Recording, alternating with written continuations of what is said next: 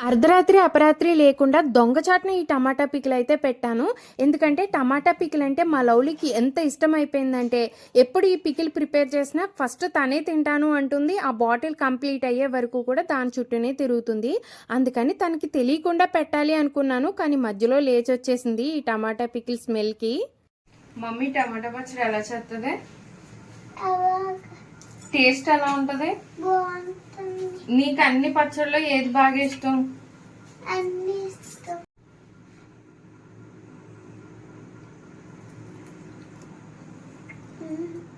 పొల్లగా బాగుంది. కాకరకాయ అంటే తింటావా? నెక్స్ట్ కాకరకాయ చేస్తున్నాను. కాకరకాయ పచ్చడి. కాకరకాయ కూర తింటలేదు కదా, పచ్చడి తిందుగా. నెక్స్ట్ కాకరకాయ కారం పొడి, కాకరకాయ పికిల్ కూడా మెనూలో యాడ్ చేస్తాను నాలాంటి కాకరకాయ లవర్స్ కోసం.